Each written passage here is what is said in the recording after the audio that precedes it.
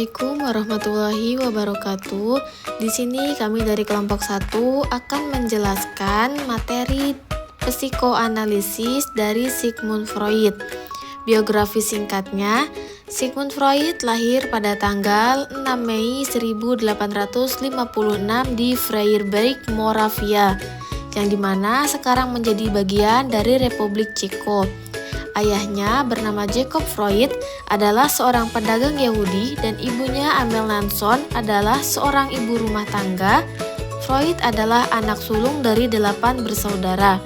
Freud belajar ilmu kedokteran di Universitas Wina, di mana ia lulus pada tahun 1881,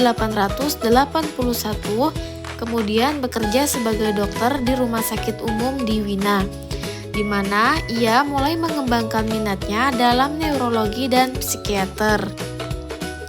Selanjutnya, Sigmund Freud menjelaskan 3 sistem dasar. Yang pertama itu ada id.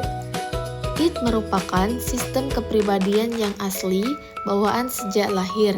Dari id ini, kemudian akan muncul ego dan superego. Saat dilahirkan, id berisi semua aspek psikologi yang diturunkan seperti insting, impuls, dan drives. Id berada dan beroperasi dalam daerah tak sadar, kemudian subjektivitas yang tidak pernah sisa dan sepanjang usia. Yang kedua itu ada ego. Ego berkembang dan id agar orang mampu menangani realita, sehingga ego beroperasi mengikuti prinsip realita, usaha memperoleh kepuasan yang dituntut id dengan mencegah terjadinya tegangan baru atau menunda kenikmatan sampai ditemukan objek yang nyata. Kemudian yang ketiga itu ada superego. Superego adalah kekuatan moral dan etik dan kepribadian yang beroperasi memakai prinsip idealistik sebagai lawan dari prinsip kepuasan id dan prinsip realistik dari ego. Superego berkembang dari ego dan seperti ego. Ia tak punya sumber energinya tersendiri, akan tetapi superego berbeda dari ego dalam satu hal penting. Superego tak punya kontak dengan dunia luar, sehingga tuntutan superego akan kesempurnaan pun. Selanjutnya tingkat kesadaran.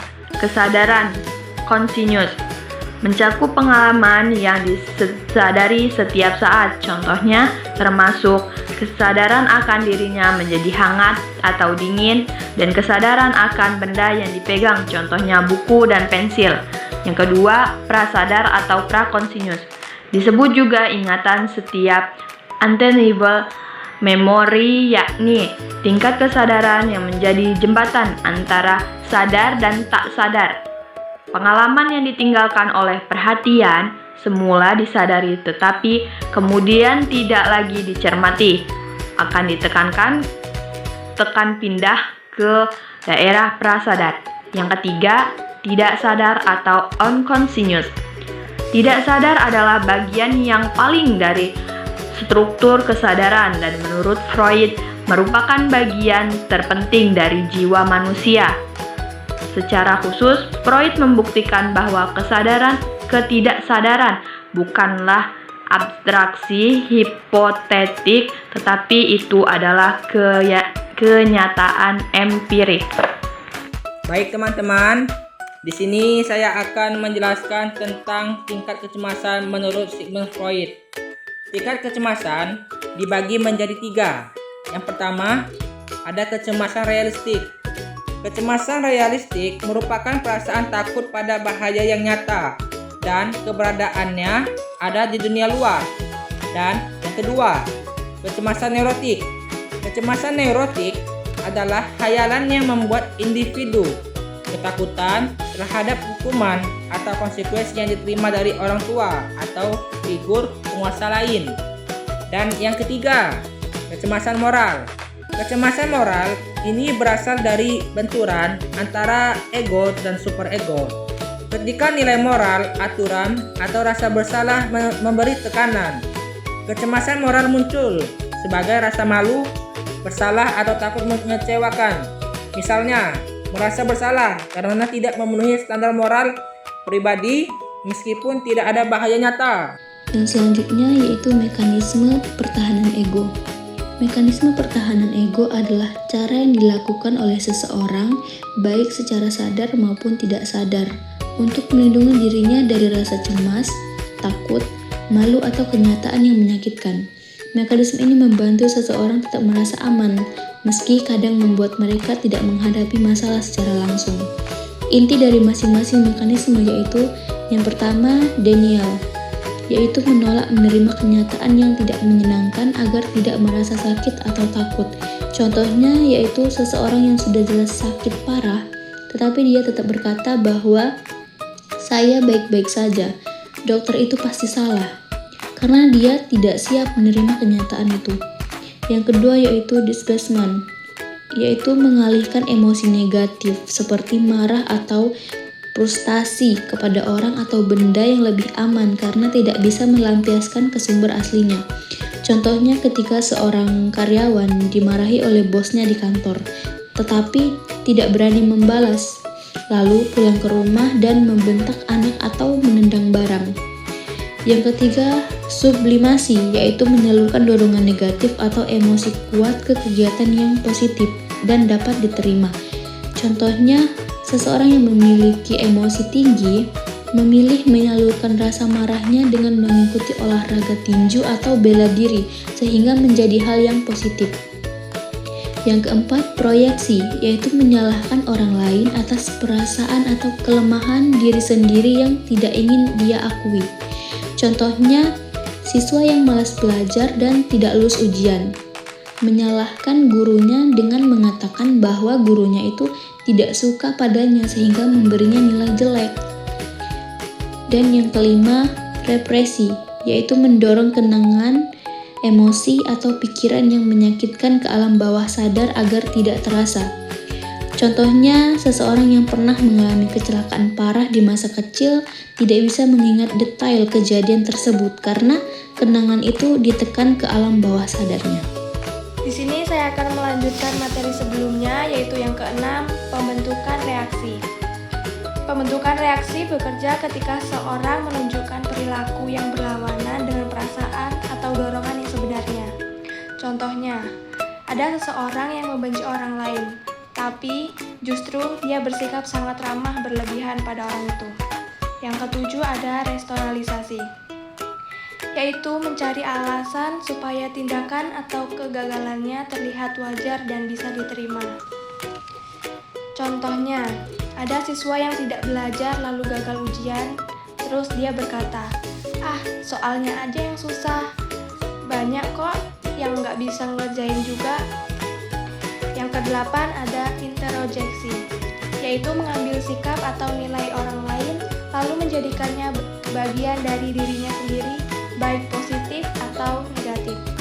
Contohnya, ada remaja yang mengidolakan artis lalu meniru gaya bicara, berpakaian, bahkan sikap artis tersebut. Yang kesembilan ada identifikasi, meniru orang yang dianggap penting atau berkuasa untuk memperkuat diri atau mengurangi rasa cemas. Misalnya, anak korban bullying berusaha berteman dengan kelompok yang kuat agar merasa aman, bahkan ikut meniru perilaku mereka. Yang ke-10 ada kompensasi, adalah menyeimbangkan kekurangan dengan kelebihan lain agar harga diri tetap terjaga. Misalnya, ada siswa yang nilai akademiknya rendah, dia berusaha menonjol di bidang olahraga atau. Dan yang terakhir yaitu tentang perkembangan kepribadian. Menurut Freud, ada 3 tahap awal perkembangan yang sering membawa seseorang ke konseling ketika tidak diselesaikan dengan tepat. Yang pertama yaitu ada tahap oral. Tahap oral adalah tahap yang berkaitan dengan mempercayai diri sendiri dan orang lain, sehingga menimbulkan rasa takut untuk mencintai dan membentuk hubungan yang dekat, serta harga diri yang rendah. Selanjutnya, ada tahap anal. Tahap anal adalah tahap yang berkaitan dengan ketidakmampuan untuk mengenali dan mengekspresikan kemarahan, yang mengarah pada penolakan kekuatan sendiri sebagai pribadi yang kurangnya rasa otonomi. Yang terakhir yaitu ada tahap palik. Tahap palik adalah tahap yang berkaitan dengan ketidakmampuan untuk sepenuhnya menerima seksualitas dan perasaan seksual seseorang. Pada tahap paling ini, seseorang juga kesulitan dalam menerima diri sendiri sebagai wanita atau pria. Kesimpulannya, psikoanalisis merupakan suatu metode-metode penyembuhan yang bersifat psikologis dengan cara-cara fisik. Tokoh utama psikoanalisis adalah Sigmund Freud. Konsep teori psikoanalisis Freud yaitu memberikan kerangka dasar referensi untuk memahami tidak hanya karyanya saja yang berperan dalam psikoanalisis, tetapi juga psikoanalisis ahli teori lainnya. Teori psikoanalisis memiliki 3 dasar sistem, yaitu id, superego, dan ego. Id memberikan kekuatan biologis yang tidak terkendali, superego sebagai suara hati nurani sosial, dan ego adalah pemikiran rasional yang menengahi antara id dan superego. Freud juga menetapkan 3 tingkat kesadaran: sadar, prasadar, dan alam bawah sadar. Kesadaran atau conscious mencakup pengalaman yang disadari setiap saat. Prasadar, prakonscious, disebut juga dengan ingatan siap. Sedangkan tidak sadar atau unconscious adalah bagian paling dalam dari struktur kesadaran dan menurut Freud merupakan bagian terpenting dari jiwa manusia. Demikian materi yang dapat kami sampaikan. Atas kesalahan kata maupun perbuatan, kami meminta maaf yang sebesar-besarnya. Terima kasih atas perhatiannya. Kami pamit undur diri. Wassalamualaikum warahmatullahi wabarakatuh. Bye-bye semua.